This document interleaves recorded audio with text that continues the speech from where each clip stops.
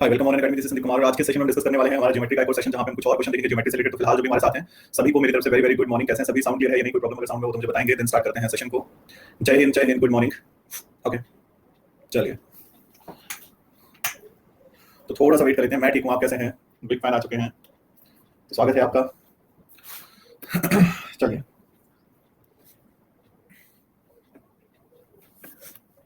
Croma अच्छा था, उसमें अच्छे से देखते थे। हाँ नहीं यूज करूंगा, अभी थोड़े दिन की बात है।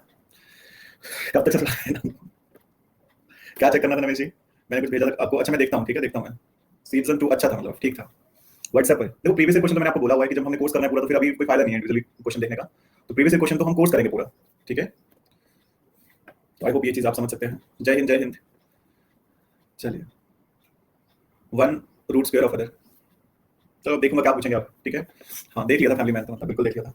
चलिए आई थिंक स्टार्ट करते हैं फिलहाल सेशन को। सो आज हम करने वाले हैं स्केलिन ट्रायंगल, ठीक है। स्केलिन ट्रायंगल के क्वेश्चन करेंगे। तो स्केलिन मतलब वो ट्रायंगल जो बहुत दुखी है, जिसका साथ कोई वाली साइड नहीं दे रही है, सब साइड अपनी मर्जी से, कोई छोटी है कोई बड़ी है, मतलब ऐसे। तो सारी की सारी साइड्स क्या है? डिफरेंट है, मतलब तीनों साइड्स अगर अनइक्वल है तो वो क्या हो जाएगा? वो हो जाएगा स्केलिन ट्रायंगल। सो लेट आपके पास ये कोई ट्रायंगल है। अब this is A B C, तो ये लेंथ कितनी है? ए है, ये लेंथ कितनी है? सी है, और ये लेंथ कितनी है? बी है। तो इस तरह से एबीसी अगर लेंथ है तो आपके पास स्केलिन ट्रायंगल में क्या होगा कि A is not equal to B, is not equal to C होना है। सबसे पहला काम तो ये रहना है कि वो इक्वल नहीं होगा। और दूसरी चीज जो है, यहां से अगर मैं पैरामीटर निकालूंगा तो पैरामीटर कितना आएगा? a प्लस बी प्लस सी आएगा। तो s यानी कि सेमी पैरामीटर कितना आएगा? a plus B plus C by 2 आएगा। s का मतलब क्या है? सेमी पैरामीटर, मतलब पैरामीटर का हाफ। नाउ अगर हमें इसका एरिया निकालना हो तो दो चीजें हैं। एक तो आपको ये परपेंडिकुलर पता लग जाए, अगर आपको ये हाइट पता लग जाए तो आप एरिया क्या लिख सकते हो? 1/2 इनटू बेस इनटू हाइट, जब आपको परपेंडिकुलर पता होगा। बट अगर आपको परपेंडिकुलर पता ही नहीं होगा तो उस सिचुएशन में आप क्या लगाएंगे? आप लगाएंगे हीरोन्स फार्मूला, ठीक है। हीरोन्स फार्मूला आपने लगा लेना है। तो वो कैसे लगेगा? सो एरिया क्या होगा आपके पास? Under root of s into s minus a, s minus b, s minus c, ठीक है। तो ये भी ध्यान रखना है, या तो आपके पास परपेंडिकुलर गिवन हो या फिर आप हीरोन्स फार्मूला लगा लोगे। और हीरोन्स फार्मूला क्या कहता है? s into s minus a, s minus b, s minus c का होल रूट जो है वो आपके पास एरिया होगा, ठीक है। सो आई होप क्लियर होगा। बाकी नॉर्मली जो हम वो डिस्कस कर रहे थे कि जो आपके पास मीडियन आएंगे, मीडियन से जो एक सेंट्रोइड बनना है, एल्टीट्यूड से सेंटर जो आपका ऑर्थो सेंटर बनना है, फिर हमने जो बाइसेक्टर होते हैं उनसे हमने इन सेंटर देखा था। तो इक्विलेटरल ट्रायंगल के केस में वो सभी एक ही जगह होते हैं। अब जब हम बात करते हैं आइसोसेलेस ट्रायंगल की तो वो एक लाइन में होते हैं, मतलब होते अलग अलग जगह है बट एक लाइन में होते हैं। लेकिन स्केलिन ट्रायंगल में वो ना तो लाइन में होंगे, मतलब कहीं भी नहीं होंगे, वो अलग अलग जगह डिफरेंट डिफरेंट तरह से रहते हैं। मीडियन से भी एरिया निकाल सकते हैं ना, 4/3 वाला मीडियन से। इसमें तो फिलहाल ऐसा कुछ नहीं है क्योंकि इसमें मीडियन परपेंडिकुलर नहीं होगा, ठीक है। तो इसमें मीडियन होगा ना, वो परपेंडिकुलर नहीं होगा। इसमें मीडियन अलग लाइन होगी और एल्टीट्यूड अलग लाइन होगी, ठीक है। बाकी जो भी होगा वो यूज करते हुए देखेंगे प्रीतम जी, ठीक है। जो जिस तरह का क्वेश्चन होगा उसको देखेंगे। चलिए सो करें अभी स्टार्ट क्वेश्चंस को। बाकी इसमें बहुत ज्यादा कुछ डिफरेंट नहीं है, छोटी मोटी चीजें यूज होंगी, उनको हम देखते हैं, सॉल्व करते हुए देख लेंगे कि क्या कर सकते हैं। कुछ बेसिक चीजें जो पुराने क्वेश्चन में लगी थी वो यहाँ भी लगेगी। नहीं ऐसा कुछ है नहीं विशाल जी, ठीक है। जो सिलेबस में वो यहाँ पे कवर हो जाएगा, ठीक है। Total A to Z cover हो जाएगा। मीडियन परपेंडिकुलर हाँ इक्विलेटरल में होगा, और आइसोसेल में भी सिर्फ एक ही लाइन पे परपेंडिकुलर बराबर होगा, वो जो थर्ड साइड है उसके ऊपर। बाकी दो के तो ऊपर वो भी नहीं होगा। ट्रायंगल के मुन्ना भाई हैं। चलिए सो हम करने वाले हैं ज्योमेट्री का पार्ट 5। चलिए अभी वही बता रहा था कितन जी की क्या क्या यूज होना है, ठीक है। उसके अलावा जितना मैंने बताया अभी उसके अलावा कुछ नहीं है। जस्ट एक हीरोन फार्मूला आपको ध्यान रखना है। तीनों साइड अनइक्वल है। हीरोन फार्मूला व्हेन साइड्स की लेंथ ए बी सी है तो a plus b plus c क्या होगा? पैरामीटर।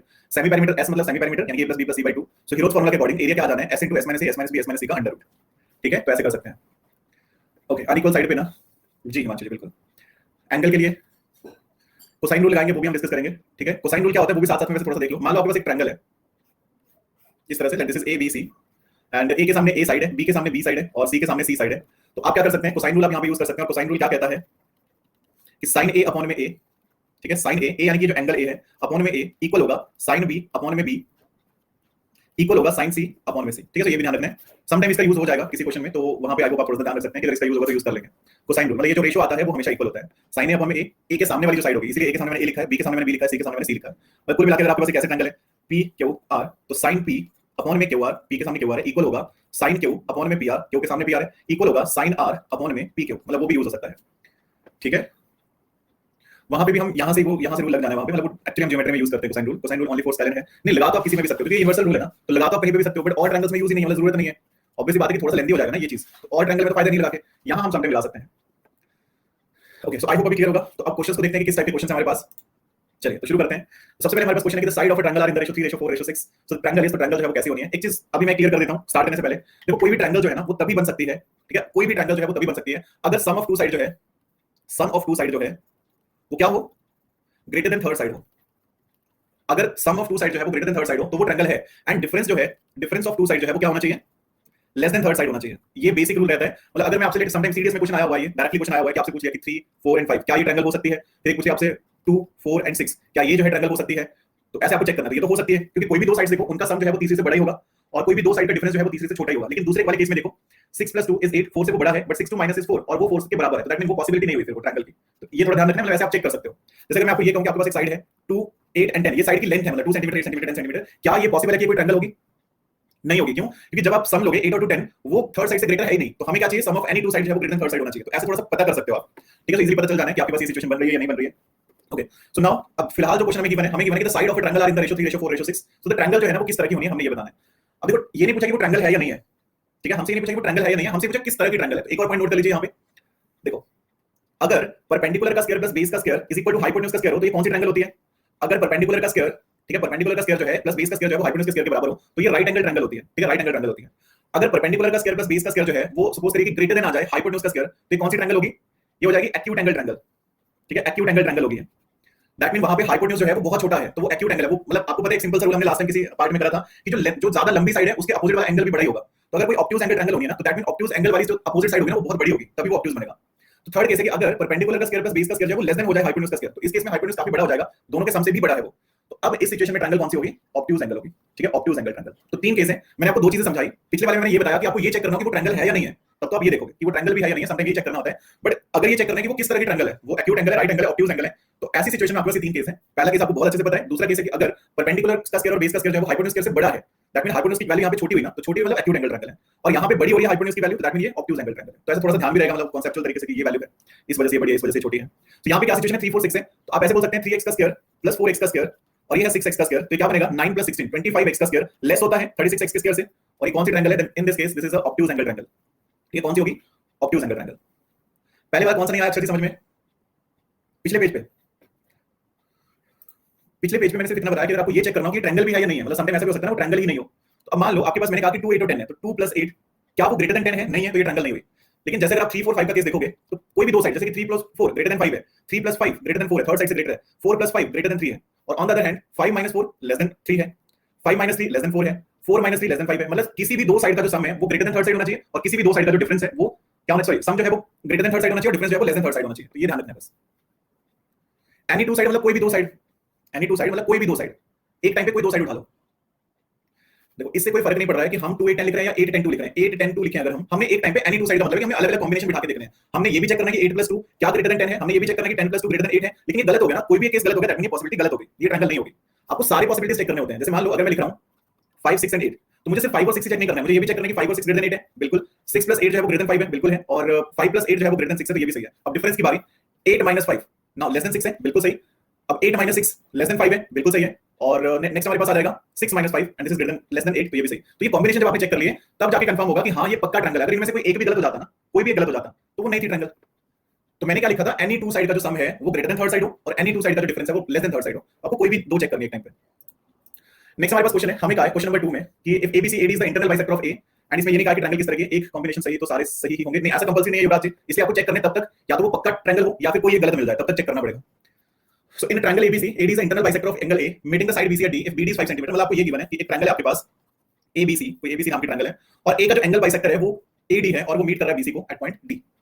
सो नाउ हमें ये कहा है कि BD is 5 cm, BD जो है उसकी वैल्यू 5 है, और BC की जो वैल्यू है वो 7.5 है, ठीक है, BC की जो वैल्यू है वो 7.5 है। सो AB रेशियो AC जो है वो कितना होना है, हमने ये बताना है। सो देखिए एक चीज हमेशा ध्यान रखिएगा, कोई भी ट्रायंगल के केस में, एनी ट्रायंगल के केस में, मतलब उसमें इररिस्पेक्टिव ऑफ ये है कि वो कौन सी ट्रायंगल है, कोई भी अगर ट्रायंगल है, अगर आपको इंटरनल बाइसेक्टर गिवन हो, ठीक है, अगर आपको इंटरनल बाइसेक्टर गिवन है, तो आपके पास क्या रहेगा, लेट आपके पास एक ट्रायंगल है ABC, और अगर AD जो है वो इंटरनल बाइसेक्टर है, तो ये भी हमेशा आपके पास टू रहेगा कि जो ये रेशियो बनेगा AB रेशियो AC बनेगा, या फिर AB अपॉन में BD जो बनेगा वो हमेशा बराबर होगा किसके, अब AB हमने यहां से रखा है और यहां से BD रखा है, तो AC अपॉन में DC, ऐसे बोल सकते हैं AC अपॉन में DC, ये हमेशा बराबर होना है, ठीक है। तो क्या सिचुएशन बनेगा, AB अपॉन में BD वो इक्वल होगा हमेशा ही किसके, AC अपॉन में DC।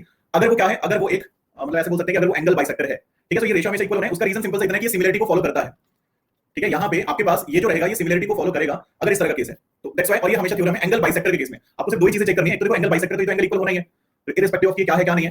अच्छा दूसरा ये इक्वल होगी साइड। अब देखो जैसे अब क्या है ना, अगर मैं ये लिखूं कि angle A/2 is equal to angle A/2, triangle ABD और ट्रायंगल ADC। अच्छा AD is equal to AD दोनों में कॉमन है। अब एक और चीज समझो, एक पॉइंट मैंने बार-बार रिपीट करा है कि angle opposite to equal side are equal, तो side opposite to equal angle are equal होंगे ना, तो अगर यहां पे एंगल इक्वल है तो इसके अपोजिट साइड और इसके अपोजिट साइड वो भी इक्वल होनी चाहिए इस हिसाब से, मतलब अगर वो रेशियो में तो रेशियो में इक्वल होने चाहिए। तो यहां पे आपके पास सिमिलरिटी को फॉलो करेंगे, मतलब एक रेशियो आपको प्रोवाइड करेंगे हमेशा। तो ये आपको हमेशा मतलब वैल्यूज नहीं लिखनी है, हमेशा ध्यान रखिए कि अगर एंगल बाइसेक्टर गिवन है तो वो सिमिलर पक्का होनी है, तो आप रेशियो डायरेक्टली लिख सकते हो। तो यहां पे भी रेशियो लिखोगे, आई थिंक आंसर आप इजीली निकाल सकते हैं। तो क्या बनेगा, AB अपॉन में BD is equal to AC upon में DC। तो यहां से AB अपॉन में AC क्या बनेगा, BD अपॉन में DC, यानी कि 5 अपॉन में 2.5। सो कितना बनेगा, 2 रेशियो में। तो जो रेशियो इनका आएगा साइड्स का वही नीचे बेस वाली साइड का रेशियो आना है, जितना सा पॉइंट है। तो जब भी एंगल बाइसेक्टर हो तो आप हमेशा ध्यान रखिए कि वो डेफिनेटली इस रेशियो को फॉलो करेंगे ही करेंगे। सिंपल था। Next one. ओके, बहुत ही शानदार क्वेश्चन कि if the circumcentre of a triangle lies outside it then the triangle is, तो ट्रायंगल कौन सी होनी है? ओके, हाँ वो तो ऑब्वियस बात है रमेश जी, क्योंकि अदरवाइज कोई और रखा अगर तो उसका फायदा नहीं है। अब देखो, अगर आपके पास एक स्केलिन ट्रायंगल है ना, ठीक है, एग्जांपल लेते हैं, आपके पास मान लो एक स्केलिन ट्रायंगल। अब ठीक है, ओके ठीक है, चलिए। तो देखो यहाँ पे क्या सिचुएशन है, हमें कहा है कि the circumcentre of a triangle lies outside it. अब देखो आपके पास ना 3 तरह की ट्रायंगल हो सकती है, मतलब ऑब्वियसली आपके पास ये अगर हम इक्विलेटरल छोड़ दें, इक्विलेटरल में आप सभी को पता है अच्छे से, इक्विलेटरल ट्रायंगल का जो सेंटर आता है ना, मतलब जो सर्कमसेंटर आता है वो सेंटर में आता है। इसके अलावा अगर हम इन 3 ट्रायंगल की बात करते हैं, acute angle triangle, right angle triangle और ऑब्ट्यूज एंगल ट्रायंगल, ठीक है। तो सबसे पहले है ये कौन सी ट्रायंगल होगी? Acute angle triangle. ये कौन सी होगी? Right angle triangle. और ये कौन सी ट्रायंगल होगी? Obtuse angle triangle. अब देखो सर्कमसेंटर कब आता है, ठीक है, जब हम बात करते हैं सर्कमसेंटर की, तो कब आता है वो? जब हम परपेंडिकुलर बाइसेक्टर लेते हैं, मतलब परपेंडिकुलर ड्रॉ करते हैं जब हम, वो हमारे पास क्या होता है, वहां पे आता है हमारा सर्कमसेंटर। इन सेंटर कब आता है? जब हम इंटरनल बाइसेक्टर लेते हैं, बाइसेक्टर जब ये जाते हैं, और सर्कमसेंटर आता है जब हम परपेंडिकुलर ड्रॉ करते हैं। तो इस लाइन पे परपेंडिकुलर ड्रॉ करूंगा, तो ऐसे मतलब परपेंडिकुलर आ जाएंगे इस तरह से, like this is perpendicular, this is perpendicular, this is perpendicular, तो सेंटर में आएगा। अगर एक्यूट एंगल ट्रायंगल हो तो सर्कमसेंटर कहां पे आता है? सेंटर में आता है, एक्यूट एंगल ट्रायंगल के केस में। अगर राइट एंगल ट्रायंगल है तो देखो ये दो तो ऑलरेडी परपेंडिकुलर है, तो इन पे तो परपेंडिकुलर ड्रॉ करना ही नहीं है। तीसरी का जो परपेंडिकुलर है वो ऐसे आ जाएगा ना, दो तो ऑलरेडी परपेंडिकुलर है, थर्ड का परपेंडिकुलर ये हो गया, कहां पे मीट करेंगे आपस में? On the vertex. तो क्या बोलेंगे, ये जो आपके पास in the right angle triangle जो सर्कमसेंटर होगा वो कहां पे होगा? ऑन द ट्रायंगल होगा, ठीक है। एक्यूट एंगल ट्रायंगल के केस में सर्कमसेंटर कहां होगा? In the triangle, right angle के केस में ऑन द ट्रायंगल। अब ऑब्ट्यूज एंगल ट्रायंगल की अगर मैं बात करूं तो यहां पे जब मैं 90 डिग्री ड्रॉ करूंगा, अब यहां पे देखो 90 डिग्री कहां बनाएंगे? इसका 90 डिग्री तो फिर कभी मिलेगा ही नहीं, अगर मैं ऐसे बनाऊंगा इसका 90 डिग्री, वो तो कभी आपस में मिलेगा ही नहीं। तो फिर मैं क्या कर सकता हूं, मैं दो ऐसी सिचुएशन लेता हूं कि इसका राइट एंगल और इसका, यहां पे देखो ये मैंने राइट एंगल लिया, यहां पे इसका भी मैं राइट एंगल लूंगा और यहां से भी मैं राइट एंगल लूंगा, मतलब जहां पे भी मिलते हैं बाहर कहीं। क्योंकि एक यही सिचुएशन होगी जहां पे तीनों आपस में मिले। सर्कमसेंटर तो आने तब है जब मैं परपेंडिकुलर ड्रॉ करूंगा और वो परपेंडिकुलर कहीं आपस में मिलेंगे, तब सर्कमसेंटर आना है। So let this is the point जहां पे आपके पास ये ऑब्ट्यूज एंगल आ जाना है। तो कहां पे आएगा? आउटसाइड द ट्रायंगल आएगा। इसमें स्केलिन का रूल, हाँ मतलब एक्चुअली यही बोल सकते हैं, क्योंकि अगर हमारे पास वो इक्विलेटरल ट्रायंगल है तो वो तो एक्यूट ही होनी है। अगर इक्विलेटरल ट्रायंगल है तो वो एक्यूट एंगल ट्रायंगल ही होनी है। उसके बाद अगर हम बात करते हैं बाकी कुछ भी होती है तो वो केस बन सकता है, वो आइसोसेल भी हो सकती है ये वाली ट्रायंगल, तब भी ऐसा सिचुएशन बन सकता है। बट बस इक्विलेटरल के केस में नहीं बनेगा, इक्विलेटरल का तो कोई सवाल ही नहीं बनता यहाँ पे, क्योंकि उसमें एक्यूट एंगल ट्रायंगल ही बननी है।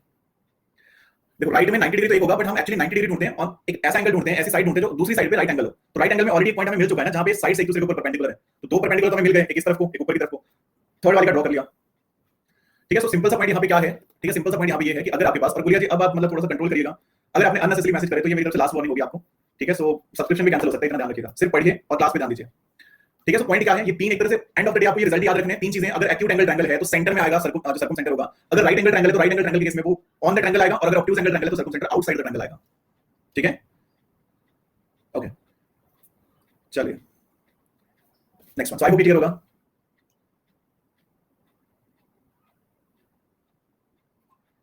ओके सो इस वाले केस में क्या था, अगर आउटसाइड इट है तो it is obtuse angle triangle, तो ये ऑब्ट्यूज एंगल ट्रायंगल होनी है, ठीक है। तो ये चीजें अब देखो एग्जाम में अगर आप बैठे हो ना, आपको इमीडिएटली याद आना चाहिए, अगर ऑन द, अगर आपका सर्कमसेंटर जो है ना वो ऑन द ट्रायंगल है, दैट मीन वो राइट एंगल ट्रायंगल है। अगर वो इनसाइड द ट्रायंगल है तो वो एक्यूट एंगल ट्रायंगल है, और अगर वो आउटसाइड द ट्रायंगल है तो वो ऑब्ट्यूज एंगल ट्रायंगल है, ठीक है। थर्ड वाला राइट में कैसे बनेगा, क्योंकि यहां पे आप परपेंडिकुलर ऐसे तीन परपेंडिकुलर ड्रॉ करो जो आपस में टच हो, बनेंगे ही नहीं कहीं पे। मतलब अगर आप ऐसे बनाओगे ना, ठीक है, अगर आप ऐसे बनाने की कोशिश करोगे, ठीक है, मैंने इस पे परपेंडिकुलर बना लिया, फिर मैंने इस पे परपेंडिकुलर बना लिया, फिर मैंने इस पे परपेंडिकुलर बना लिया, तो ये आपस में मिलेंगे ही नहीं, कहीं अलग अलग जगह से निकल जाएंगे। हमें तो कहीं मिलाना है ना इनको। तो और केस क्या हो सकता है जहां पे ये तीनों आपस में मिले, हमें परपेंडिकुलर ड्रॉ करने हैं जो आपस में मिले। तो हमने यहां से परपेंडिकुलर लगाया, मतलब ऐसी एक लाइन बनाई, सो दैट इसके थ्रू मैं एक परपेंडिकुलर ड्रॉ करूं, इस लाइन पे परपेंडिकुलर ड्रॉ करूं, इस लाइन पे परपेंडिकुलर ड्रॉ करूं, दोनों परपेंडिकुलर मैंने इसी लाइन पे ड्रॉ करे। बट कुल मिला के ये वाला जो परपेंडिकुलर है, मतलब जो पॉइंट आ रहा है, ये जो जहां पे ये मिलेंगे आपस में, यहाँ पे एक ऐसी सिचुएशन होगी ना कि ये परपेंडिकुलर है इस लाइन के लिए, इस लाइन के लिए, परपेंडिकुलर ड्रॉ हो गया। और थर्ड जो आपके पास ये लाइन थी इसके ऊपर डायरेक्टली परपेंडिकुलर ड्रॉ करिए, जहां पे वो तीनों आपस में मिल जाए, दैट इज ऑब्ट्यूज एंगल,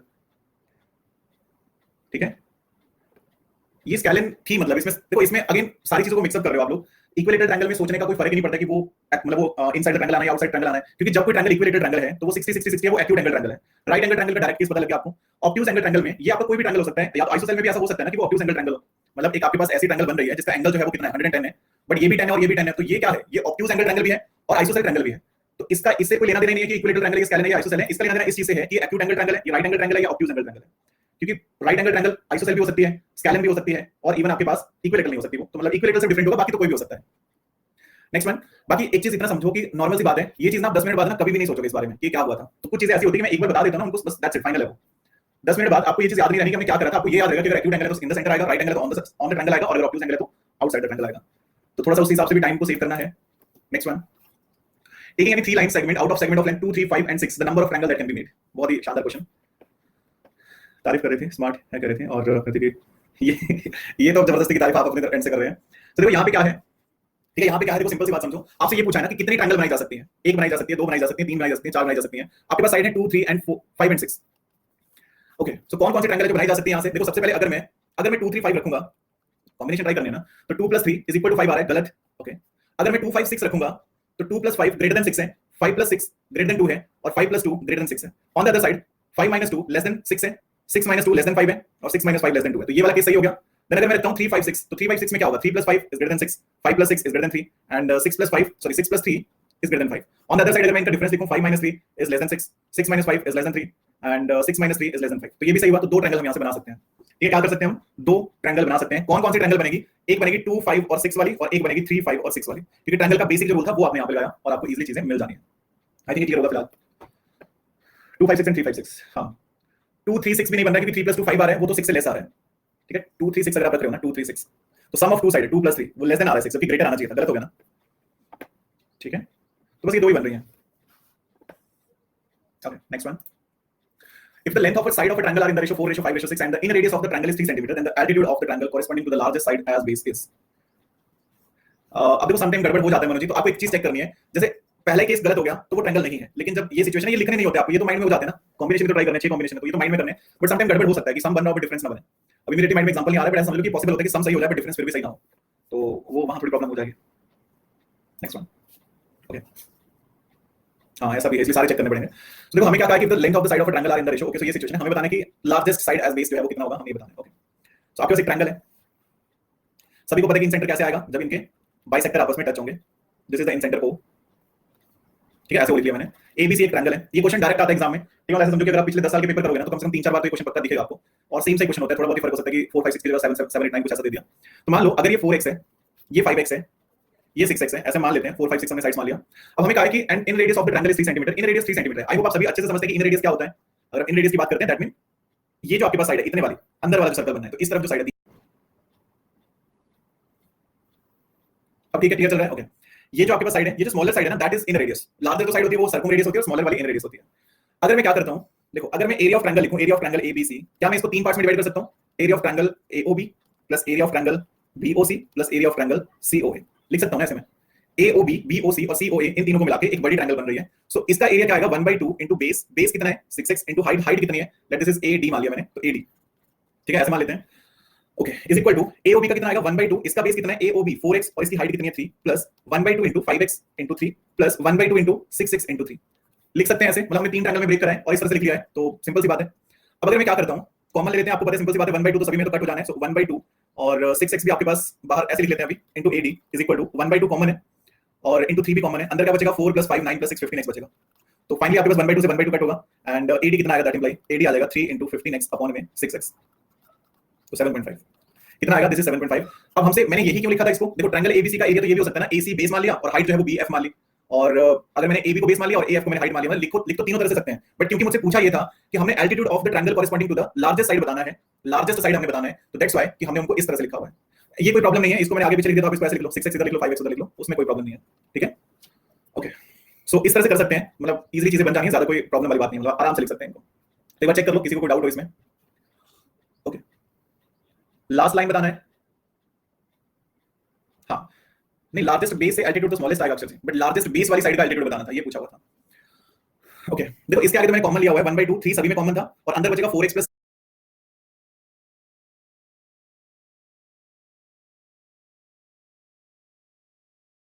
यानी कि 7.5।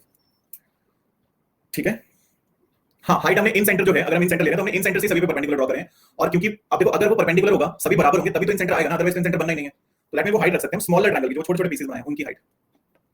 सो ये क्वेश्चन बार-बार पूछा जाता है, सिंपल क्वेश्चन है, ध्यान से समझ लेना। आगे भी वैसे क्वेश्चन आएगा इस तरह का वैल्यू चेंज करके, बट ये कांसेप्ट है कि अगर इस टाइप का क्वेश्चन आ रहा है तो आप उसको ब्रेक कर सकते हो। हाँ, अगर हमसे पूछा होता कि find the altitude of the triangle corresponding to the 4x as a base, तो मैं यहां पे लिखता 1/2 इनटू 4x इनटू उसका परपेंडिकुलर, तो 4x इनटू cf लिखता मैं, बाकी सब सेम ही रहना था। तो जो पूछा है उसके अकॉर्डिंग इस ट्रायंगल में लिख लो। ठीक है, ओके, हाँ बिल्कुल विशाल जी, अगर वो इन रेडियस है तो इट इज कंपल्सरी कि वो परपेंडिकुलर जरूर होगा, अदरवाइज वो फिर वो, हाँ बिल्कुल विशाल जी, अगर वो इन रेडियस है तो इट इज कंपल्सरी कि वो परपेंडिकुलर जरूर होगा, अदरवाइज वो फिर वो इक्वली नहीं आएगा ना, फिर इन सर्कल तो बनेगा नहीं, क्योंकि इन सर्कल तभी होगा अगर वो हर जगह टच कर रहा है, तो दैट मीन परपेंडिकुलर पक्का होना है वो। नेक्स्ट वन, थोड़ा सा एंगल वाला क्वेश्चन है। हमें कहा कि in triangle ABC the side BC is extended up to D, तो साइड बीसी जो है उसको एक्सटेंड कर दिया up to D such that CD is equal to AC, and BAD जो है वो 109 है एंड और हमें गिवन है ACB 72 है। चलिए तो क्या कर सकते हैं, लेट हमने ABC को ट्रायंगल मान ली, this is A, this is B, this is C। हमने BC को एक्सटेंड करा है, BC को D तक एक्सटेंड करा है और उसको मिला लो, ठीक है, सिंपल बात है। Such that CD is equal to AC, तो CD और AC बराबर है, ये भी पॉइंट है। BAD जो है, BAD ये पूरा एंगल जो है, ये पूरा एंगल 109 है और ACB ये वाला एंगल जो है वो कितना है, 72। आई थिंक इसमें मैं पोल दे सकता हूं अभी तक जो वैल्यूज हुई हैं उनके अकॉर्डिंगली। दूं पोल या सॉल्व करवा दो, फिलहाल सॉल्व करवा देता हूं, चलो कोई बात नहीं। अगर देखो ये 72 है तो आपके पास एक्सटीरियर एंगल बन रहा है ना, ये तो आपको पता है कि 72, और अगर ये दोनों साइड्स इक्वल है तो ये दोनों थीटा और ये थीटा इक्वल होना चाहिए। एक सेकंड रुको, मैं नेटवर्क मोबाइल से कनेक्ट कर लेता हूं,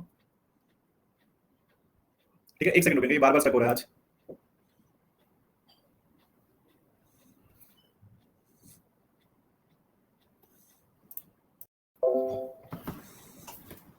चलिए अभी क्लियर है, ओके। सो देखो सिंपल सी बात है, अगर ये दोनों साइड बराबर हैं तो ये दोनों एंगल भी बराबर होंगे, थीटा थीटा, तो आपके पास 72 is equal to theta plus theta आएगा। So 72 is equal to 2 theta आएगा, तो थीटा कितना आ जाएगा, 36 डिग्री आ जाएगा ना। अगर ये 36 है, एंगल BAC क्या होगा, BAD क्या होगा, sorry, angle BAC plus angle CAD होगा। तो BAD 109 है, BAC जो है वो हमने मान लीजिए x मान लिया, और ये कितना है, CAD कितना है, 36 है, तो एंगल x कितना आ जाएगा यहां से, 73। That's it. फाइनली अगर आप एंगल ABC को देखोगे तो आपके पास x plus angle B plus angle C is equal to कितना आना है, बार-बार स्टक हो रहा है, क्या करें, चलिए। तो देखिए इसमें क्या आएगा, x की वैल्यू हमें पता है 73 plus angle B plus 72 is equal to 180। तो यहां से अगर आप देखेंगे तो एंगल B कितना आ जाना है, सो फाइनल वैल्यू कितनी आई आपके पास, so it should be 35। That's it. I think ये भी क्लियर होना चाहिए, फिलहाल सिंपल ही है, बहुत ज्यादा टफ नहीं बोल सकते हैं, ठीक ठीक क्वेश्चन है मतलब। चलिए, और ऐसा नहीं सोचना कि अगर हमारे पास स्केलिंग का केस है तो आइसोसेल कैसे बन गया, वो गिवन था क्वेश्चन में, ठीक है। चैट ओपन करने पर मार्कर गायब हो रहा है, ऐसा तो नहीं हो रहा वैसे, पता नहीं मतलब। क्वेश्चन नंबर 7 का मैं बोल दे रहा हूं, क्वेश्चन नंबर 7 ध्यान से सोचिए क्या पूछा है और आंसर करिए। हाँ लगा सकते हैं स्वस्तिक जी, वैसे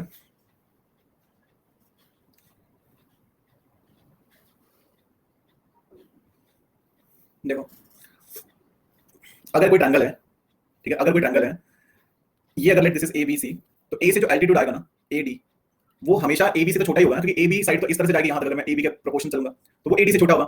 BF जो होगा वो BC से छोटा होगा ऑब्वियसली, और CH जो होगा वो CB से छोटा होने, मतलब कुल मिलाकर हम ये बोल सकते हैं कि जो एल्टीट्यूड होता है ना वो साइड से तो छोटा ही होता है ना। जैसे कि अगर मैं BF लिख रहा हूं तो वो लेस देन BC होगा, अगर मैं CH लिख रहा हूं तो वो लेस देन CA होना कंपलसरी है, और अगर मैं AD लिख रहा हूं तो वो लेस देन होना चाहिए AB से, क्योंकि एल्टीट्यूड तो इनसाइड द ट्रायंगल आना है ना, तो इनसाइड द ट्रायंगल कोई भी लाइन होगी वो ट्रायंगल से तो छोटी होनी है। तो ऐसी सिचुएशन में जो तीनों जो आपके पास एल्टीट्यूड होंगे उनका सम किसके बराबर बनना है, क्या वो इक्वल बनेगा, नहीं कभी भी नहीं, क्योंकि एल्टीट्यूड इनसाइड द ट्रायंगल आ रहे हैं, तो किसके बराबर बनेगा, less than the sum of the side बनेगा।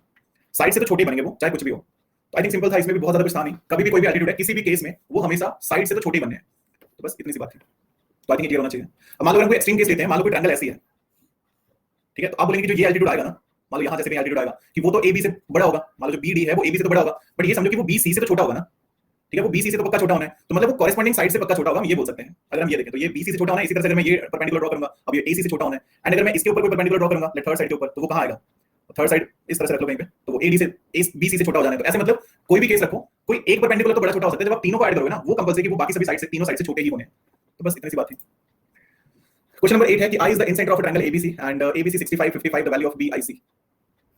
ओके, तो क्या सिचुएशन है, लेट आपके पास ABC है और I is the incenter है। ओके, तो हमें क्या बताना है यहां से, हमें बताना है कि आपके पास देखो अगर ये 55 है और अगर ये एक 65 है, एक 55 है, तो थर्ड एंगल कितना आएगा, एंगल A कितना आएगा यहां से, पोल दे रहे हैं, पोल भी दे देता हूं, डायरेक्ट प्रॉपर्टी भी लगा सकते हो, अगर आपने हाफ हाफ भी करना है तब भी कर सकते हैं, वो आपके ऊपर डिपेंड है कि आपको इस टाइम कौन सा बेटर लगता है। टाइम 30 सेकंड दिया, आई थिंक इनफ है, थोड़ा सा इंक्रीज कर दिया मैंने, ज्यादा इंक्रीज हो गया थोड़े के चक्कर में।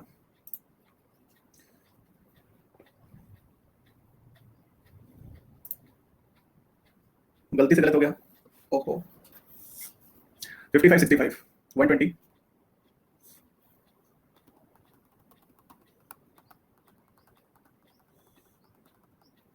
देखो अगर ये 65 है, ये 55 है, तो ये कितना आएगा, ये आएगा 60, और इन सेंटर के केस में आपके पास ये एंगल कितना आएगा, सो एंगल BIC कितना आएगा, so this is 90 plus angle A/2, यानी कि 90 plus 30, so this is equal to 120।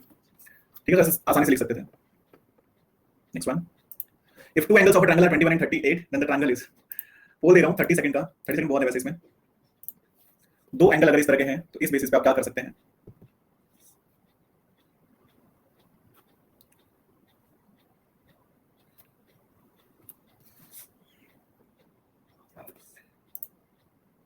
देखो अगर आपके पास तीनों एंगल जो है वो 90 से छोटे हो, ठीक है, तीनों छोटे हो तब वो एक्यूट एंगल ट्रायंगल है। कोई एक अगर 90 डिग्री है तो वो राइट एंगल है, कोई एक अगर 90 से बड़ा आ जाए, जैसे अगर एक 21 है, दूसरा 38 है, तो तीसरा कितना होगा, 121 हो जाएगा, वो 90 से बड़ा है, तो this is obtuse angle triangle. सब कौन सा लगता है, A man goes 24 metre due west and then 10 metre due north, then the distance of him from the starting point. इसका कुछ लेना देना नहीं था वैसे इसका एंगल से, बट चलो बोल दे रहा हूं, ट्राई करेंगे। पिछला क्वेश्चन सप्लीमेंट्री वाले से सही होगा ना? देखो सप्लीमेंट्री तब होते हैं जब वो ऑर्थो सेंटर होते हैं, एल्टीट्यूड होते हैं, ठीक है? वो उस टाइम इन सेंटर थे, मतलब वो क्या थे? वो परपेंडिकुलर बाइसेक्टर, मतलब वो बाइसेक्टर थे। तो तीनों अलग अलग चीजें हैं, ठीक है? तीन चीजें हैं। अगर वो परपेंडिकुलर के मतलब परपेंडिकुलर ड्रॉ करे सामने को, मतलब वो ऑर्थो सेंटर है, तो सप्लीमेंट्री का केस लगेगा। अगर वो इन सेंटर वाला केस है तो इन सेंटर में 90 + a/2, और अगर वो आउटसाइड द ट्रायंगल बाइसेक्टर है तो आउटसाइड जब टच होता है तो 90 - a/2। तो ये तीन कॉम्बिनेशन है। इसमें किसी को कोई डाउट? ठीक है, आपके पास मैन गोस ड्यू वेस्ट 24 मीटर, तो वेस्ट साइड में 24, देन नॉर्थ साइड में 10, और दैट्स इट। तो अब शॉर्टेस्ट डिस्टेंस फाइंड आउट करेंगे तो शॉर्टेस्ट डिस्टेंस जो है वो कितना आ जाना है? ये बनाना distance of him from the starting point, तो 26 आ जाना है। इसमें आप क्या लगा सकते हैं? ट्रिपलेट लगा सकते हैं, मतलब अगेन वही कि 10 का स्क्वायर + 24 का square is equal to that is ABC, तो AC का square. Next one, triangle ABC में ABC 5 ACB है, BAC 3 ACB है, देन द ट्रायंगल ABC कितना होगा? मतलब कोई ट्रायंगल है, रैंडमली कोई ट्रायंगल ABC क्या करा है? ACB से ही कंपेयर करा है, ACB। तो अगर ACB x होगा तो ABC BAC कितना होगा? 3x होगा, और ABC कितना होगा? 5x होगा। तो 9x जो है वो 180 आना है, तो x जो है वो 20 आना है। सो हमसे पूछा है ABC कितना आना है, so angle ABC, so this is equal to 5x यानी कि 100। ठीक है, आगे बढ़ते हैं। नेक्स्ट वन क्लियर है ना? वो पिछला क्वेश्चन सिंपल था, हमने ये सपोज कर लिया कि अगर ये x होगा तो अकॉर्डिंग टू क्वेश्चन ये 5x होगा और ये वाला 3x होना है, तो सिंपल था ये। मीडियन और एल्टीट्यूड जो है ना वो इनसाइड ट्रायंगल होते हैं, तो मैं बोल दे रहा हूं क्वेश्चन नंबर 12 में, ठीक है? मैं डिटेल में समझा चुका हूं थोड़ी देर पहले।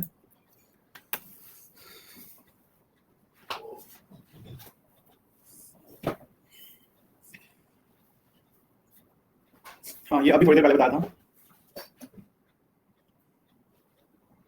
ओके, सो इसमें क्या था? सो ऑब्वियस बात है कि जो मीडियन है वो इनसाइड ट्रायंगल ही रहने, तो मीडियन हो गया, एल्टीट्यूड हो गया, सम ऑफ मीडियन है, सम ऑफ एल्टीट्यूड जो है, या फिर सम ऑफ जो आपके पास बाइसेक्टर है, इंटरनल बाइसेक्टर, वो हमेशा साइड से लेस ही रहते हैं। So again it should B A option, ठीक है? A option. टाइम ज्यादा दे दिया, हां 30 सेकंड दिए थे, बट चलो अब तो सही नहीं था। Triangle ABC the internal bisector of ABC and ACB meet at I and the BAC is 50, so the angle BIC कितना होगा? 90 + 50/2 यानी कि 115, ठीक है? So it should be B option. कोई डाउट किसी को इसमें? ओके, बाकी डायग्राम बनाने की जरूरत नहीं है क्योंकि वो क्वेश्चन पिक होना चाहिए जल्दी से। सो ABC है, BIC अगर इंटरनल बाइसेक्टर मतलब ये I आ जाएगा, देन वो लगेगा 90 + a/2, और A पे एंगल गिवन है।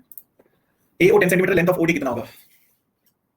ओके, सो क्या सिचुएशन है आपके पास? AD is the median of triangle ABC है, मैं बोल दे देता हूं, बट एक सेकंड, AD जो है वो मीडियन है, चलिए O जो है वो सेंट्रोइड है। हाँ, बहुत सिंपल क्वेश्चन हो गया, बोल दे रहा हूं। अगेन 30 सेकंड दे रहा हूं, ज्यादा हो जाएंगे 30 सेकंड इसमें।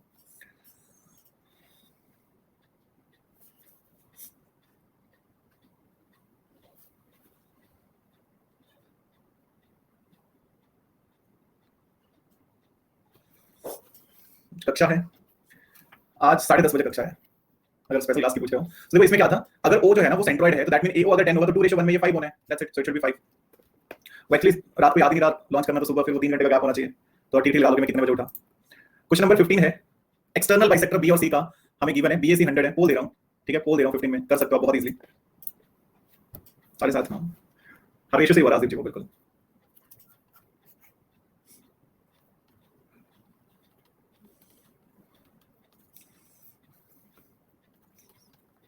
तो कितना आ रहा है? 90 - a/2 यानी कि 90 - 100/2 यानी कि 40, ठीक है? तो बहुत ही आसान, तो सिंपल ही था। नेक्स्ट वन,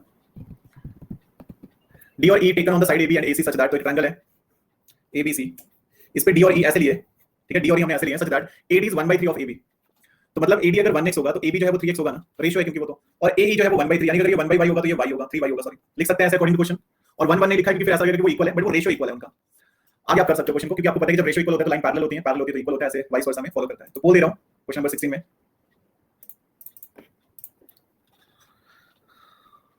हाँ थैंक यू बोलिए जी, थैंक यू।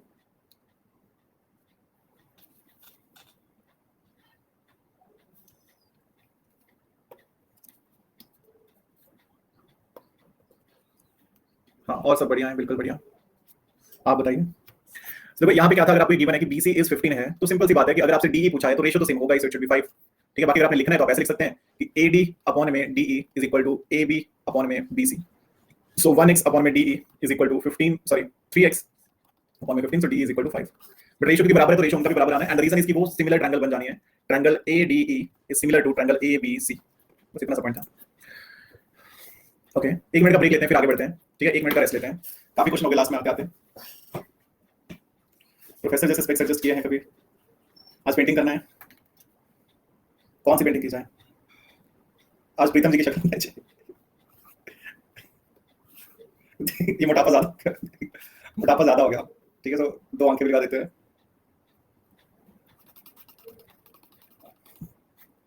क्या बात है, शानदार, वाह।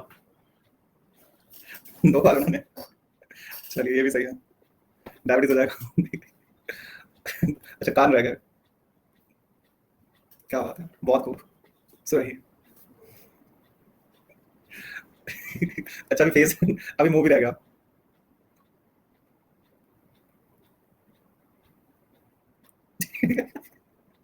डिफरेंस बता दो कि x plus Y equal to 180, x to X and bisect वाला फॉर्मूला में कब एंड कहाँ यूज होता है।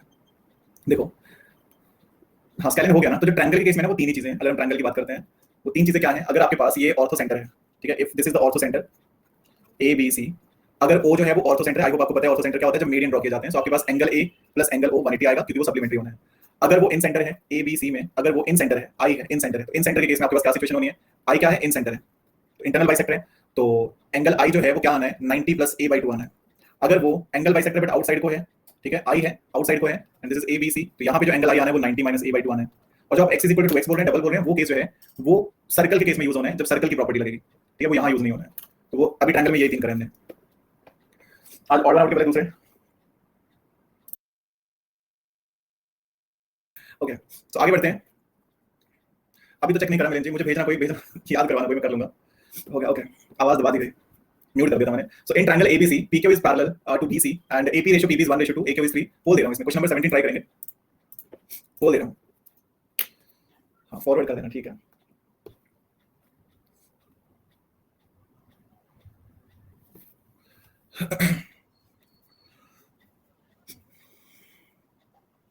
ये भी गलत कर दिया। देखो ट्रायंगल एबीसी है, ए बी और सी, और टाइम चाहिए, सो इसमें क्या है, बीसी इज पैरेलल है, PQ is parallel to BC है, so this is PQ. AP ratio PB 1:2 है, तो अगर ये 1x होगा तो ये 2x होगा, तो मतलब ये प्रॉपर 3x बनना है। एंड एक्यू जो है वो आपके पास 3 है, तो एसी कितना होगा, तो 3 हो जाना है, 9 हो जाना है, should be AP ratio AB is equal to AQ ratio AC होना है, सो 1x अपॉन में 3x is equal to 3 upon में AC, so that imply AC कितना आएगा, 9 आएगा। क्लियर है सभी को, PB को AB लिख लिया, ओहो। Next one, AC is equal to 3 plus y, ऐसा ऐसा दुर्व्यवहार क्यों करना है हमने इनके साथ, AC सीधा मान लो AC लिखना जो हमने, इतना क्यों घुमा रहे हो इस क्वेश्चन को। नेक्स्ट आपके पास है, हमें कहा है for triangle ABC DF are the midpoints of its side, if the triangle area जो है वो आपके पास 24 स्क्वायर यूनिट है। बोल दे रहा हूं, बताया हुआ है मैंने आपको, ठीक है, मैंने बताया हुआ है।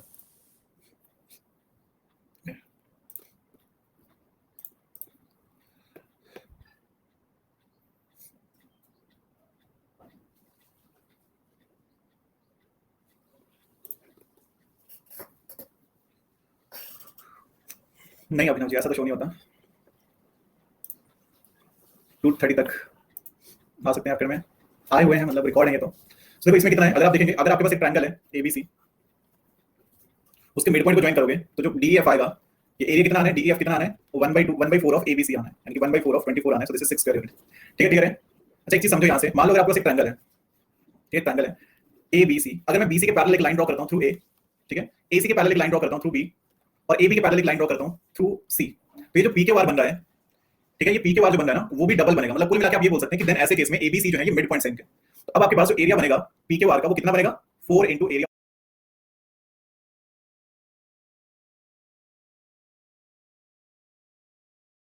बनेगा, और जो पेरीमीटर बनेगा पी के वार का वो कितना बनेगा, perimeter 2 into perimeter of ABC, ठीक है। सो अगर वो बड़ी ट्रायंगल है तो ऐसे निकाल सकते हो, छोटी ट्रायंगल है तो ऐसे निकाल सकते हैं, तो मतलब ऐसे लिखा जा सकता है बहुत सारी चीजें। नेक्स्ट वन 19 का बोल दे रहा हूं, क्वेश्चन नंबर 19 ट्राई कर लीजिए एक बार, होना चाहिए ये क्वेश्चन। युवराज जी आपको मेरा कोर्स मिल जाएगा पूरा, ठीक है, उसमें आपको सब मिल जाएगा, सारे एक्सपीरियंस मिल जाएंगे, तो पुराना होगा बट अगर आपको इंटरेस्ट हो तो जरूर जानिएगा।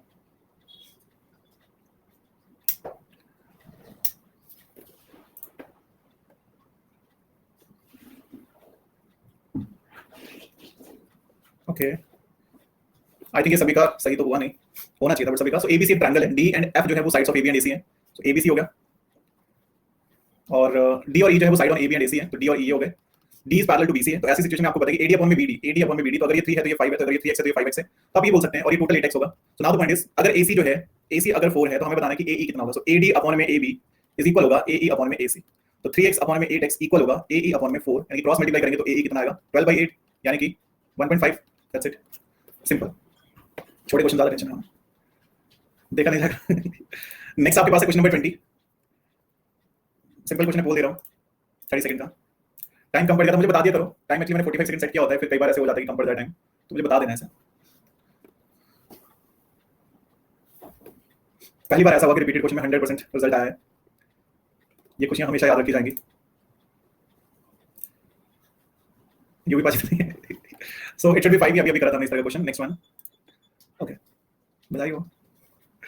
The measure of the angle between the internal and external bisector of an angle is. Whole देना है, होल दे रहा हूं 21 का। कौन सा समझ नहीं आया वेदांत जी, ये या पिछले वाला? कौन सा समझ नहीं आया? ये वाला बट सही है। बहुत इजी क्वेश्चन है। कोई ट्रायंगल है, उसका इंटरनल बाइसेक्टर और एक्सटर्नल बाइसेक्टर का जो एंगल बनेगा ना, ये जो एंगल बनेगा ये कितना होगा, ये पूछा हुआ है ऐसे। तो देखो, अगर ये सपोज करो कि 2x है और इसको मैं x मान लेता हूं, इसको मैं x मान लेता हूं, टोटल 2x है, और ये पूरा 2y है, इसको मैं y मान लेता हूं क्योंकि बाइसेक्टर है। So now the point is, आपको पता है कि 2x + 2y = 180 बनना है, तो x + y कितना बनेगा? 90 बनेगा। ये पूछा था हमसे, ठीक है। कोई एंगल रख लो, उसमें कोई दिक्कत नहीं है, ठीक है। कोई भी एंगल रख लो, ये एंगल रख लो, ये एक ही बात है, इसका इंटरनल और एक्सटर्नल, ठीक है। मेरी इसमें आपकी फोटो लगी है वाली है सच में। नेक्स्ट आपके पास है 22। Triangle ABC, B is equal to 60, C is equal to 40, AD is the bisector of A and AE is drawn perpendicular on BC from A. So then the measure of EAD बताना है। Okay, सो क्या करेंगे इसमें? अब देखो, यहां से आप अगेन समझो कि आपको सिचुएशन क्या गिवन है। आपको ये कहा कि ABC एक ट्रायंगल है, B पे 60 डिग्री है, C पे 40 डिग्री है, और AD इज द बाइसेक्टर है। AD जो है ना वो बाइसेक्टर है, okay, of angle A, and A is drawn perpendicular on BC है। तो AE जो है वो BC के ऊपर परपेंडिकुलर है। अब वो हो सकता है कहीं अलग जगह से हो, ऐसे मैंने परपेंडिकुलर अलग मान लिया, मतलब ऐसे उसमें कंफ्यूज नहीं होना है, क्योंकि वो कौन सी ट्रायंगल है हमें पता नहीं है। तो परपेंडिकुलर अलग मान लिया और बाइसेक्टर अलग रख लिया। तो हमसे पूछा है then the measure of angle EAD। EAD ये एंगल बताना है, छोटा सा एंगल बोल देना है। देख लो, पछताना मत, मतलब ऐसे वैसे ठीक है, इजी क्वेश्चन है। ABC कोई ट्रायंगल बनाते हैं, कुछ तो रीजन होगा, मतलब कोई तो रीजन है।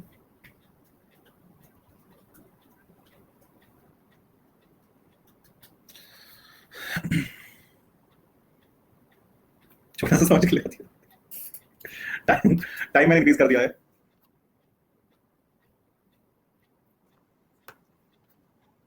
देखता हूँ आत्मिका जी, जाता हूँ। अच्छा, आप मुंबई से हो आत्मिका जी, एक दिन आप चंडीगढ़ से थे कि है यहाँ पे स्लॉट, मतलब ये तो कोई बात नहीं बनी। तो देखो इसमें क्या है, यहाँ पे अगर आप देखेंगे, इसमें अगर आप देखेंगे तो आपके पास क्या है, अगर ये 60 है, ये 40 है, तो एंगल A कितना होगा? 60 40 80 होगा। तो अगर ये 80 होगा एंगल A, तो क्योंकि आपको पता है AD बाइसेक्टर है, तो हाफ एंगल कितना आएगा? 40 आएगा। दूसरी तरफ भी 40 आएगा। तो अगर ये 60 है, 40 है, तो ये वाला एंगल कितना आएगा? 80। तो इस तरफ वाला एंगल कितना आएगा? 100। नाउ ट्रायंगल ADE को देखो, angle EAD + 100 + 90 = 180। So angle EAD कितना आएगा? 10 डिग्री, ठीक है। हाँ, एक्सटीरियर भी लगा सकते हैं वैसे, मतलब एक ही बात है, ठीक है। सो क्लियर है? कोई डाउट किसी को?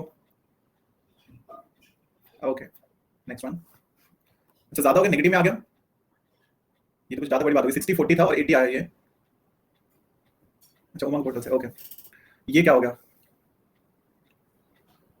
ये 90 है, ये 100 है, इसलिए ऑप्शन पे क्लिक नहीं किया। नेगेटिव वैल्यू आ गया ना, 1/2 ऑफ 60 - 40 करा है। हाँ, वो भी ठीक है, बस जस्ट 1 सेकंड, 1 सेकंड मुझे थोड़ा सा चेक करने दो। हमने ये ट्रायंगल ली है और ये 90 है, ये 100 है, ये तो पॉसिबल नहीं हुआ। 60 40, तो पहली चीज ये कि डायग्राम थोड़ा गड़बड़ हुआ है फिर। और अगर ऐसी सिचुएशन है, देन अगर ये परपेंडिकुलर है तो ये लाइन होगी ऐसी जो बाइसेक्टर होगा, दैट इज AD E। तो EAD पूछा है, तो ये 40 होगा, तभी सेम सिचुएशन बनेगी।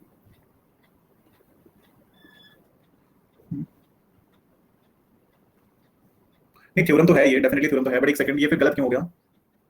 थ्योरम है ये, मतलब डायरेक्ट लिख सकते हैं 1/2 of angle B - C, but just 1 second. बाकी तो हमने सब सही लिखा हुआ है, 60 भी सही है, 40 भी सही है।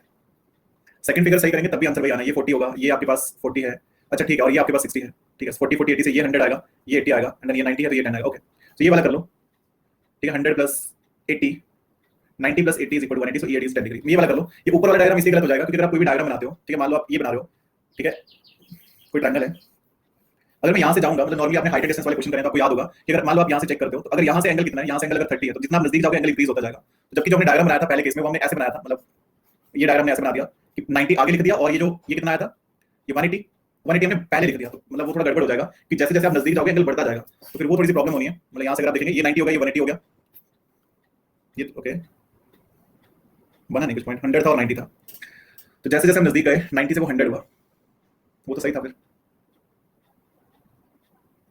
90 नहीं, ये वाला डायग्राम ठीक है, सॉरी। देखो ऊपर वाले डायग्राम में गड़बड़ ये है कि अगर ये एंगल आपका मान लीजिए दिस इज 90 परपेंडिकुलर अगर ये है, तो आपके पास ये सिचुएशन गलत हो जाएगी कि 80 इस तरफ को है। मतलब अगर आप सॉल्व करोगे -10 आएगा, दैट मीन हमने ट्रायंगल गलत बना दी हुई है। मतलब आंसर तो दोनों से सेम ही आएगा, आना 10 ही है, बट प्रॉब्लम इज दैट कि अगर नेगेटिव वाला दैट मीन हमने ट्रायंगल गलत बना दिया, तो हमें दूसरे वाला केस लेना होगा। अब अगर आप पहले वाले को भी सॉल्व कर लोगे तो आपको ऐसे गलत नहीं मिलना है, आंसर को 10 ही आना है। बट नेगेटिव आ रहा है, दैट मीन हमने साइड्स को इंटरचेंज कर दिया, हमने गलत लिख दिया, बाकी कोई प्रॉब्लम नहीं है। तो एक बार चेक कर लो, कोई डाउट अगर किसी को। EAD है तो E परपेंडिकुलर है, हाँ E परपेंडिकुलर है बिल्कुल। DAC 40 कैसे आया? देखो अगर B पे 60 है, यहाँ पे 40 है, तो 60 और 40 100 हो गया, तो ऊपर पूरा एंगल 80 आएगा। और अगर मैं बाइसेक्टर ले रहा हूँ AD को, AD अगर बाइसेक्टर है तो ये 40 होगा ना हाफ, तो ये इसलिए था। बट वो नीचे वाले में लगा लेना क्योंकि सही ट्रायंगल नीचे वाली बनी हुई है। हाँ मतलब आंसर सेम ही आएगा। नेगेटिव जिसमें आया दैट मीन कि वो हमारी ट्रायंगल गलत बनी है, उसका जो डायमेंशन है वो हमने अपोजिट साइड लिख दिया, अदरवाइज आंसर सेम ही आना, मतलब गलत नहीं होगा। आई थिंक अभी क्लियर होगा। और अगर ऐसा केस हो, अगर आपके पास बाइसेक्टर और जो परपेंडिकुलर है वो साथ में हो, तो आप ये भी लिख सकते हैं कि आपके पास जो डायरेक्ट जो आपके पास ये एंगल बनेगा, ये जो सेंटर वाला एंगल बनेगा, इसको आप क्या लिख सकते हैं? एंगल जो EAD था, इसको आप angle 1/2 of angle B minus angle C भी लिख सकते हैं। सो डायरेक्ट भी लिखा जा सकता है। बट आई होप ये प्रूव भी हो गया, मतलब वो बाय चांस नहीं याद आया तो आप ऐसे लिख सकते हैं। डायग्राम में 40 AD से होगा, हमने AD से लिया है, बट हमने राइट साइड को सॉल्व किया ना, लिया तो हमने AD से ही है ना 40, बट राइट साइड को लिखा जितना AD है, AD तक। ओके अगला क्वेश्चन है, अगर आपके पास बाइसेक्टर और ये दोनों गिवन होंगे, बाइसेक्टर एंड जो आपके पास परपेंडिकुलर है, इन दोनों के बीच जो भी एंगल होगा, मान लो आपके पास रैंडमली क्वेश्चन आता है और आपके पास एक ट्रायंगल है, लेट दिस इज ABC, और आपको कहा है कि एक आपके पास बाइसेक्टर है और एक आपके पास परपेंडिकुलर है, ऐसे आपको पता चलता है एक परपेंडिकुलर और एक बाइसेक्टर है, तो इनके बीच जो परपेंडिकुलर और बाइसेक्टर के बीच में एंगल होगा वो होगा 1/2 of angle B minus C, ऐसे लगा सकते हैं। ठीक है, ये जो आपके पास एंगल होगा, let this is P Q रख लो, तो एंगल PA क्यू जो होगा वो 1/2 ऑफ B माइनस C होगा। ओके वॉइस कट हो रही है आज, थोड़ा सा आई थिंक नेटवर्क प्रॉब्लम है, कोई बात नहीं, अभी तो क्लास ही खत्म होने वाली है, तो थोड़े से क्वेश्चन और कर लेते हैं। हमें कहा कि ट्रायंगल ABC जो है, angle A is less than angle B है, the altitude to the base divides vertex angle C into two parts C1 and C2 with C2 adjacent to BC, देन हमें क्या बताना है? देन हमें बताना है कि कौन सा जो इक्वेशन है वो सही होगा इनमें से। चलिए तो कैसे बता सकते हैं? अब देखो अगेन सबसे पहले क्या है कि आप डायग्राम बनाओ, ठीक है, ट्राई करो कि आपके पास डायग्राम जो है वो बन जाए सही। कोई बात नहीं, अभी जस्ट डायग्राम बना लो। एक ट्रायंगल है आपके पास ABC, पहले क्वेश्चन की डायग्राम बना लेते हैं, फिर आपको समझ में आ जाना है। ओके सो यहाँ पे क्या सिचुएशन है? Angle A is less then B है, तो थोड़ा ध्यान रखना, मतलब एंगल A जो है वो लेस देन B है, तो ऐसे मान लेते हैं। सो और हमें क्या गिवन है? The base divides vertex angle C, the altitude to the base, मतलब ये जो आपके पास एल्टीट्यूड होगा ना 90 डिग्री होगा, ये क्या कर रहा है? ये सामने वाले को डिवाइड कर रहा है, मतलब इक्वली डिवाइड कर रहा है, नहीं इक्वली नहीं कर रहा है, C1 और C2 में डिवाइड कर रहा है। चलो ये भी रख लेते हैं, with C2 adjacent to BC, थोड़ा सा गड़बड़ हो गया, चलो बाकी सब सेम ही रहने देते हैं। C1 ये हो गया, C2 ये हो गया, हम क्या करते हैं? हम इनको चेंज कर लेते हैं। C2 किसके एडजेसेंट है? BC के है, तो इसको अगर मैं A मान लूं, इसको मैं B मान लूं, इसको मैं C मान लूं, अब चलेगा? ठीक है ऐसे लिख सकते हैं, तो सेम ही बात हो जाएगी। ओके चलिए, और इसमें क्या है? हमें एडजेसेंट मतलब साथ में होगा, कि जो C2 होगा ना वो BC के साथ होगा, वर्टेक्स एंगल C है। अच्छा ऐसे रख लो, ABC ऐसे रख लो, वो तो चलो सेम ही आ जाएगा। अब ठीक है, ठीक है, जो बेस एंगल है वो वर्टेक्स C को डिवाइड कर रहा है इक्वली में। ओके तो चलो ये पॉइंट भी हो गया। अब और हमें क्या कहा है? और यहां से कोई केस बनेगा? ओके तो ये हमें केस बताना है A plus B C1 minus C2। चलिए मतलब ये एंगल है, ओके A जो है वो लेस देन B है, तो हमें बताना है कि इनमें से कौन सा केस जो है वो सही हो सकता है, वो हमें बताना है। और ये 90 डिग्री है, तो सबसे पहले तो ये चीज है कि जो आपके पास बड़ा एंगल होगा उसके अपोजिट साइड भी बड़ी होनी है, और जो छोटा एंगल होगा उसके अपोजिट साइड भी छोटी होनी है।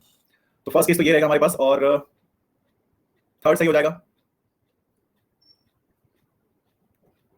ओके देखो अगर हमें ये गिवन है कि angle A is less than angle B है, ठीक है, अगर एंगल A जो है वो लेस देन एंगल B है, तो क्या मैं ये बोल सकता हूं कि C1 जो है एंगल C1 वो ग्रेटर देन होगा C2 से? ठीक है ऐसे बोल सकते हैं, क्योंकि देखो ये वाला एंगल जो है ना, एंगल A छोटा है B से, 90 तो दोनों में कॉमन है, लेफ्ट वाले ट्रायंगल में भी 90 है, राइट वाले ट्रायंगल में भी 90 है, तो अब बैलेंस तो होगा ना, दोनों ट्रायंगल का सम तो 180 बनना है। तो ऑब्वियस सी बात है कि अगर दो एंगल बराबर है, 90 90 दोनों में, ये छोटा एंगल है तो ये बड़ा होना है इसके कंपैरिजन में, तो ऐसे बोल सकते हैं। एक सिचुएशन तो हमारे पास ये बन जाएगी, और दूसरा अगर हम यहां से बोले तो हमें ये भी पता लग जाएगा, देखो A प्लस C1 जो है वो भी 90 बनना है, एंड B प्लस C2 जो है वो भी 90 बनना है, तो कुल मिला के A plus C1 is equal to B plus C2 हो जाएगा, और C1 माइनस C2 जो है वो B माइनस A बन जाएगा। बस ये हमें प्रूव करना था, ठीक है। इसकी वजह से जरूरत नहीं पड़ेगी बड़ा कौन है छोटा कौन है, पर जब आप लिखते हो ना इस तरह से C1 माइनस C2, वहां पे क्योंकि आपको पता है कि बड़ा एंगल आगे लिखना है तो C1 बड़ा ही एंगल है, ठीक है। तो ऐसे मतलब उसमें कंफ्यूज नहीं होना है कि C1 माइनस C2 लिखें या C2 माइनस C1 लिखें, वो सेम ही चीज है। तो एक बार चेक कर लो, मेन क्वेश्चन तो इतना ही है, जो नीचे लिखा हुआ है कि A प्लस C1 90 आएगा, क्योंकि आपके पास एक 90 है तो बाकी का सम भी 90 आना है, और B प्लस C2 भी 90 आएगा। देन उसको सॉल्व करेंगे तो आपके पास ये वैल्यू बन जाएंगे। तो एक बार चेक कर लो, पैलेट देखना है, पैलेट में, अच्छा हाँ वो ऐसे ही होना है, बिल्कुल वो तो ऐसे होना क्वेश्चन। ओके अरिथमेटिक का कोर्स आएगा, उसमें पूरा अरिथमेटिक होगा, बिल्कुल पूरा होगा। A प्लस C1 कैसे इक्वल हुआ B प्लस C2 के, क्योंकि जब राइट हैंड साइड इक्वल है तो लेफ्ट हैंड साइड भी इक्वल होगी ना। अगर राइट साइड 90 90 है तो लेफ्ट साइड भी इक्वल होगा, तो A प्लस C1 भी 90 है, B प्लस C2 भी 90 है, दैट मीन इनको हम इक्वेट कर सकते हैं। बाकी दो क्वेश्चन और हैं इस वाली पीडीएफ के, एक सेकंड देख लेते हैं कि कुछ अगर डिफरेंट हो। The parameter of ABC is always, जल्दी से आंसर बताएंगे। कॉन्ग्रेंस वाला पूछेंगे वेदांत जी, उसमें साइड इक्वल होगा तभी अपोजिट एंगल इक्वल होगा, हाँ बिल्कुल। ग्रेटर ग्रेटर, ओके सो क्या आ जाएगा इसमें? सो यहाँ पे देखो अगर पैरामीटर की बात करें, पैरामीटर मतलब सम ऑफ साइड पूछा हुआ है, पैरामीटर सम ऑफ साइड होता है और वो हमेशा greater than sum of median होता है, मतलब मीडियन है, मीडियन गिवन है, so it should be B option. And the last question is ABC triangle है, AB इक्वल टू AC है, O is the point on BC है such that BO is equal to CO है, and O is perpendicular to AC है। BOD is 30, BOD जो है वो 30 है, तो हमें ऐसी सिचुएशन में बताना है कि हमारे पास AOE कितना बनना है। एक ट्रायंगल है ABC, AB is equal to AC है, ये हमें पता है, O is the point on BC है, O कहीं पॉइंट है such that BO is equal to CO, okay, and OD is perpendicular to AB, ये परपेंडिकुलर है, और O is perpendicular on AC, मतलब ऐसे ही दोनों परपेंडिकुलर, ऐसे ध्यान रखना। और अब हमें कहा है कि BOD OD और OE, BOD जो है ये वाला जो एंगल है वो आपको 30 गिवन है, तो हमें बताना है कि AOE कितना होगा। AOE मतलब इसका हाफ पूछा हुआ है, तो कितना होना है ये, अगर आपको ये 30 गिवन है, ये 90 है, ओके, और ये भी 90 है आपके पास, तो आपको एक तो ये वाला एंगल मिल जाएगा, और AO क्या है वो हमें गिवन नहीं है, परपेंडिकुलर है, AO भी 90 होगा, AO भी गिवन है, अच्छा AO भी 90 नहीं गिवन है, ऐसा कुछ, BO is equal to OC है, हाँ अच्छा ठीक है, अगर BO is equal to OC है तो दैट मीन ये मीडियन होगा फिर, और मीडियन क्या करता है, मीडियन तो डिवाइड करता है और उसका कोई काम नहीं है, 60 डिग्री आएगा, ओके 30 90, एक तो ये 60 आएगा, और अगर ये 60 है सेम वे में आपके पास ये भी 60 आना है फिर, ठीक है, ये भी 90 ये भी 90 है, मतलब ये एक तरह से ऐसे बोल सकते हैं कि ये कौन सी ट्रायंगल बन जानी है, आइसोसेलेस ट्रायंगल बन जानी है, हाँ मीडियन 90 होगा, देखो मीडियन डायरेक्टली तो 90 नहीं बोल सकते, बट हाँ ये कुल मिला के जब ये 60 आएगा तो ये भी 30 होना है, और आप बोल सकते हैं कि पूरा एंगल कितना आना है, 30 30 60 60 और 60 120 60 आना है, इट शुड बी ऑप्शन। देखो पॉइंट ये है, अगर आप यहाँ पे देखोगे तो एंगल बी जो है एंगल सी के बराबर हो जाना है, एंगल बी अगर AB is equal to AC है, अगर AB is equal to AC तो angle B is equal to angle C होना है, और एंगल बी आप यहाँ से निकाल लो, अगर ये 90 है, ये 30 तो एंगल बी 90 60 होगा, तो angle B is equal to angle C is equal to 60 आ गया, और अगर एंगल C 60 है तो ये वाला एंगल 30 होगा, तो दैट मीन एंगल DOE कितना होगा, 120 होगा, और अब यहाँ से अगर आप देखेंगे तो आपके पास ये वाला एंगल भी दोनों में सेम ही आना है, इक्वल आना, मतलब ये वाला एंगल अगर आप देखोगे तो इस तरफ 90 है तो इस तरफ भी 90 होगा, तो इसको हाफ डिवाइड कर लो, मीडियन है जो, तो हमसे पूछा हुआ है एंगल AOE, तो कितना आना है 120/2 यानी कि 60 डिग्री, तो एक बार चेक कर लीजिए, ठीक है, मतलब ऐसे डायरेक्टली नहीं बोल सकते कि हाँ ये 90 ही होगा, बट अगर हम इसको सॉल्व करते हैं क्योंकि isosceles triangle angle B is equal to angle C होना है, हाँ अब वो कुल मिला के जब हम ये प्रूव कर लेंगे कि angle B is equal to angle C 60 है, तो एंगल A भी 60 आने वैसे उसके बाद वो मीडियन भी है, वो परपेंडिकुलर भी है, वो सब कुछ है, क्योंकि वो बन गया इक्विलेटरल ट्रायंगल, तो फिर बात भी खत्म हो गई, वैसे तो फिर कुछ और बचा ही नहीं, फिर टोटल पॉइंट ये कि हाँ ये आपके पास परपेंडिकुलर है, तो 90 होगा तो ये 60 होना है और ये भी 60 होना है। हाँ आइसोसेल में मतलब वही बोल रहा हूँ कि आप डायरेक्ट नहीं बोलोगे कि वो परपेंडिकुलर है, पहले आप ये चीज लिखोगे कि मतलब ये चीज सोचोगे कि क्योंकि ये आइसोसेल है इसलिए ये परपेंडिकुलर होगा, ऐसे बोलेंगे, हाँ मतलब इक्विलेटरल भी है, ये आइसोसेल भी है, ये सारे केसेस ज्यादा इजी हो गया, तो आई थिंक अभी क्लियर होना चाहिए, सिंपल सा था, हिस्ट्री हैज बीन मेड। चलिए अभी लास्ट क्वेश्चन, अच्छा 100% की हिस्ट्री बनी होगी, रीजनिंग में क्या हुआ होगा, क्या पता नहीं क्या हुआ रीजनिंग में क्या हुआ होगा, मतलब क्या कहना चाहते हो, बोल दे रहा हूँ लास्ट क्वेश्चन में, बस मुझे ये बताएंगे इनमें से ऑड वन आउट, 2 3 4 5 में से ऑड वन आउट। हाँ रीजनिंग में होना क्या है अगर ये पूछ रहे हैं तो ये आज जो रीजनिंग का सेट होना है उसमें मिक्स क्वेश्चन होने हैं, 10:30 बजे क्लास है, 10 बजे नहीं है, 10:30 बजे, कोई में क्वेश्चन का आंसर स्किप किया तो लीडर बोर्ड में रैंक बढ़ जाती है, ऐसा तो कोई पता नहीं मुझे, डेली मतलब पूछ ही लेते हैं ऐसे कभी कभी। सो मंजीत जी हैं, रमा जी हैं, प्रीतम जी हैं, तेजेंद्र जी हैं, हिमांशु जी हैं, अनुज जी हैं, ऋषु जी हैं, सैम जी हैं, राजदीप जी और हरीश जी, बाकी सभी को स्कोर जो है वो शो हो रहा होगा, तो अभी मिलते हैं आपसे अगले सेशन में, तो सभी को फिलहाल मेरी तरफ से thank you, so stay safe, keep preparing, have a nice day and जय हिंद।